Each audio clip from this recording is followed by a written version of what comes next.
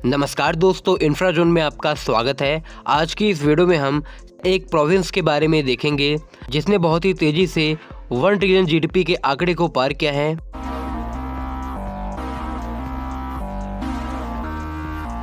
दोस्तों, इस टॉपिक को शुरू करने से पहले चाइना के विषय में देखते हैं। दोस्तों, मैं आपको एक और चीज़ बता दूं, यहाँ पर जो भी रिसर्च मैं आपके सामने प्रेजेंट कर रहा हूँ, इसके बारे में मुझे जो भी जानकारी पब्लिक डोमेन में मिली मैंने उसको ही अपलोड किया है। और चाइना के विषय में जो भी वहाँ पर इकोनॉमिक चेंजेस हुए हैं उसके रिगार्डिंग ज़्यादा जानकारी उपलब्ध नहीं है, और जो भी जानकारी उपलब्ध है उन रिसर्च की प्राइसिंग बहुत ज़्यादा है। तो यहाँ पर जितना भी पब्लिक डोमेन में मुझे जानकारी मिली है उसके अकॉर्डिंग मैं आपको यहाँ पर चीज़ें बताऊँगा। चाइना और भारत का हाल साल 1978 में एक जैसा था। इवन भारत की इकोनॉमिक पॉलिसी उस टाइम में ज़्यादा लिबरल थी चाइना के मुकाबले। चाइना ने वेस्टर्न वर्ल्ड से खुद को आइसोलेट कर रखा था, लेकिन चाइना के अंदर डेंग शाओपिंग ने 1978 में ओपन डोर पॉलिसी लाई और वेस्टर्न नेशन से अपने रिलेशन सुधारने का प्रयास किया। धीरे धीरे ये काम भी आने लगा। चाइना के रिश्ते पश्चिमी देशों से सुधरने लगे। जब दोस्तों हम किसी देश की बात करते हैं तो वहाँ पर लोगों की मानसिकता कैसी है ये भी जरूरी होता है। जैसे कि चाइना के अंदर लोगों की मानसिकता समाजवाद से बहुत ज़्यादा प्रेरित थी, परंतु धीरे धीरे वहाँ पर समाजवाद से धीरे धीरे लोगों की मानसिकता पूंजीवाद में परिवर्तित होने लगी। चाइना ने शॉक थेरेपी से खुद को बचाया। अब ये शॉक थेरेपी है क्या? तो दोस्तों, शॉक थेरेपी वेस्टर्न नेशंस का एक षड्यंत्र था जिसके जाल में ज़्यादातर कम्युनिस्ट नेशन फंस गए। जितने कम्युनिस्ट नेशन थे जिनकी इकोनॉमी कोलैप्स होने वाली थी, उन्होंने कैपिटलिज्म को अपनाया। उन्होंने डायरेक्ट तीव्र परिवर्तन लाए, जिस कारण उनकी अर्थव्यवस्था पूरी तरीके से तहस नहस हो गई। जबकि चाइना ने सिस्टमैटिक तरीके से अपने को प्राइवेटाइज किया, जिससे उसकी इकोनॉमी पर उतना प्रभाव नहीं पड़ा। 21वीं शताब्दी में चाइना ने अभी तक सबसे तेजी से आर्थिक प्रगति की है।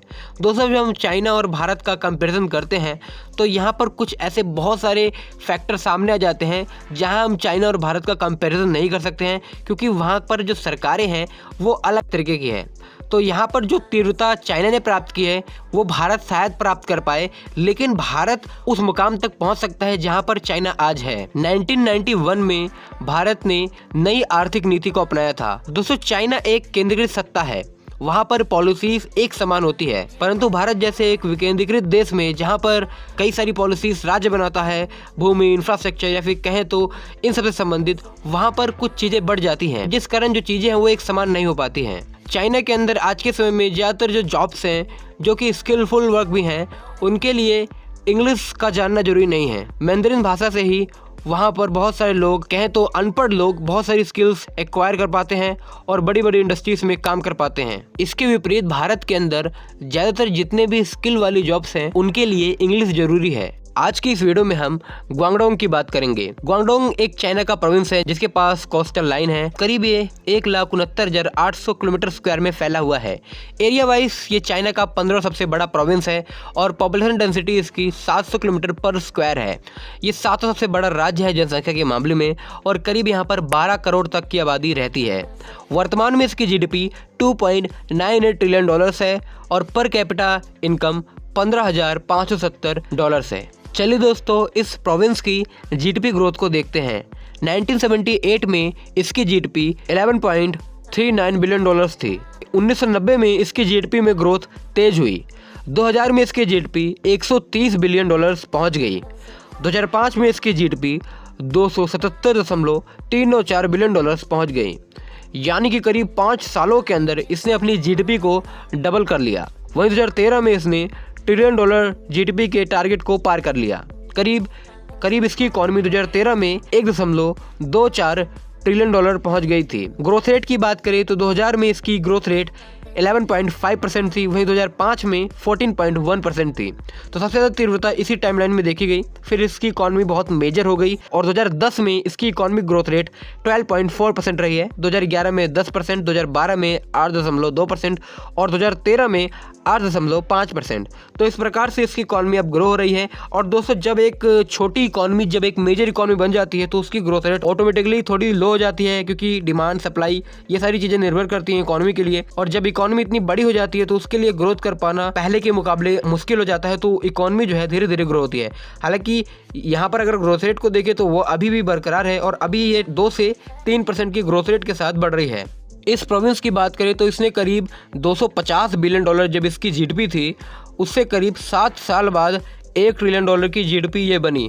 तो इसकी सबसे बड़ी खासियत ये है। इस प्रोविंस के कुछ महत्वपूर्ण सिटीज़ हैं जिसमें शेंजन, ग्वांगझू, होजो और ज़ेंगजियांग हैं। यहाँ पर 21 से ज़्यादा export, free trade zone, economic, technical development zone स्थित हैं, जहां से भारी मात्रा में चीज़ें मैन्युफैक्चर होती हैं और दूसरे देशों को एक्सपोर्ट की जाती है। 1990 के पहले ये चाइना के one of the backwards region में आता था, बट चाइनीज टैक्सेशन सिस्टम के रिफॉर्मेशन और हांगकांग की ट्रेड लाइन के बीच में आने के कारण, चाइनीज ओवरसीज लो के कारण ये बहुत ही तेजी से ग्रो हुआ। अब दोस्तों यहाँ पर जो फैक्टर्स सामने आ रहे हैं उसके बारे में देखेंगे तो यहाँ पर दोस्तों कई ऐसे फैक्टर्स हैं जो कि चाइना की जो कम्युनिस्ट गवर्नमेंट है उसके कारण आए हैं। तो पहला फैक्टर यहाँ पर यह है कि जो इंफ्रास्ट्रक्चर डेवलपमेंट किया गया बहुत ही तीव्र तरीके से किया गया है। बहुत तेजी से यहाँ पर पेड़ों की कटाई हुई है, बड़े बड़े प्रोजेक्ट्स चलाए गए हैं और उनको कंप्लीट किया गया है, जो कि एक कह सके तो अगर भारत के अंदर ऐसे प्रोजेक्ट्स इतनी तीव्रता से चलाए जाएंगे यहाँ पर तो बहुत बड़ा इस पर प्रोटेस्ट हो सकता है। इसके अलावा ये कोस्टल लाइन पे था तो यहाँ पर जो एक्सपोर्ट रीजन ये धीरे धीरे बन गया। और हम बात कर रहे हैं 1990 की। तो दोस्तों 1990 के टाइमलाइन में इंडिया या हम चाइना की बात करें तो यहाँ पर टेक्नोलॉजी बहुत ही पिछड़ी थी और अगर हम वेस्टर्न नेशन की उस टाइम बात करें तो वो काफ़ी ज़्यादा ग्रो हो रहे थे और काफ़ी प्रॉस्परस थे और वहाँ से कोई भी स्किल एक्वायर करके जो भी अपने देश में वापस आता था तो यहाँ पर वो काफ़ी कुछ कर सकता था। फॉर एग्ज़ाम्पल 1990 में जो इंडियंस या फिर चाइनीज़ ओवरसीज़ जाते थे और वहाँ पर पढ़ते थे, बहुत ही एडवांस क्वालिटी की स्किल सिखाई जाती थी जो कि उस टाइम इंडिया के अंदर या फिर कहें तो चाइना के अंदर अवेलेबल नहीं थी, क्योंकि 1990 में जो स्किल यूरोप में सिखाई जाती थी वैसी स्किल इंडिया के अंदर नहीं सिखाई जाती थी, ना ही चाइना के अंदर। तो यहाँ पर भारत को नुकसान ये हुआ, भारत के अंदर ब्रेन ड्रेन हुआ, क्योंकि यहाँ से बहुत सारे लोग यूएस गए, यूरोप गए और वहीं पर उन्होंने अपनी फर्म स्टार्ट की या फिर किसी कंपनी में काम करने लगे और बहुत सारी कंपनीज उस समय भारत के अंदर भी बन सकती थी। वहीं अगर बात करें चाइना की तो चाइना ने अपने स्टूडेंट्स को वापस बुलाया, क्योंकि वहाँ पर कुछ ऐसी पॉलिसी है कि जो भी वहाँ पढ़ने जाता है उसको अपने देश वापस बुलाते हैं। और वहाँ पर दोस्तों जो भी स्किलफुल लोग आए उनसे धीरे धीरे उन्होंने अपनी फर्म स्टार्टअप्स ये सब शुरू किए। उसका भी फ़ायदा चाइना को मिला और भारत को उसका फ़ायदा उतना नहीं मिला जितना मिल सकता था उस टाइम में। अभी तो इंडिया की सिचुएशन उससे काफ़ी अलग होती, तो ये फ़ायदा भी चाइना को मिला है और इस प्रोविंस के ग्रोथ में ये एक महत्वपूर्ण फैक्टर है जो कि बताया गया है। तो अगर आप इस रीजन की लोकेशन देखेंगे तो ये कमाल की है। यहाँ से हैवी ट्रेड बहुत ही आराम से किया जा सकता है, बड़े बड़े पोर्ट्स यहाँ पर निर्मित किए गए हैं। इसके अलावा जो अमेरिकन इन्वेस्टमेंट उस टाइमलाइन में हुआ उसने भी चाइना के ग्रोथ के फैक्टर में बहुत बड़ी भूमिका निभाई और इस प्रोविंस के ग्रोथ में भी एक बड़ी भूमिका निभाई।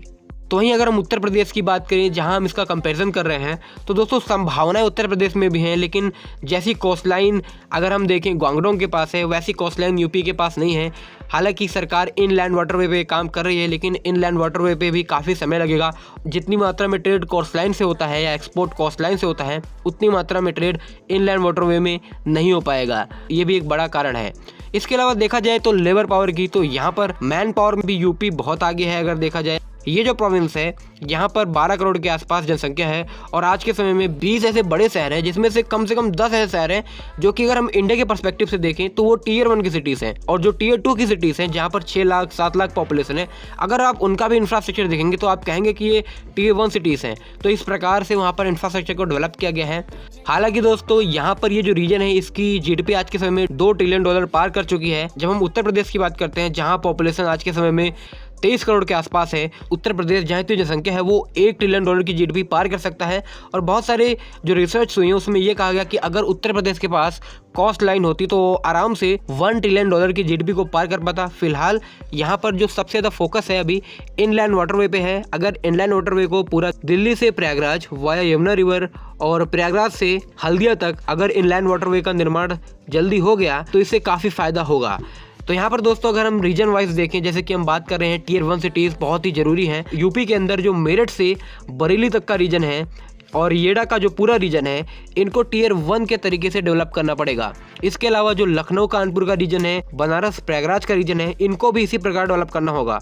कम से कम इस हिसाब से 5 से 6 ऐसी सिटीज़ होनी चाहिए यूपी के अंदर जो कि टीयर 1 की हो, तभी ये $1 ट्रिलियन के टारगेट को अचीव कर पाएगा। यहाँ पर दोस्तों हमने ग्वांगडोंग के बारे में जो भी जानकारी मुझे मिली थी मैंने आपको बताया था। आज के समय में ग्वांगडोंग की जो सबसे लीडिंग इंडस्ट्री है वो है सर्विस सेक्टर, क्योंकि सर्विस सेक्टर में बहुत ज़्यादा पैसा है और यहाँ से इसकी इकॉनमी और भी तेज़ी से बढ़ रही है। तो वेल दोस्तों ऐसे हम बहुत सारे रीजन को देखेंगे, उनकी इकॉनमी के बारे में देखेंगे, जितनी भी जानकारी उन पर मिलेगी और जिन्होंने भी ट्रिलियन डॉलर की इकोनॉमी को पार किया होगा, उनके बारे में देखेंगे कि किस प्रकार उन्होंने इसको अचीव किया है।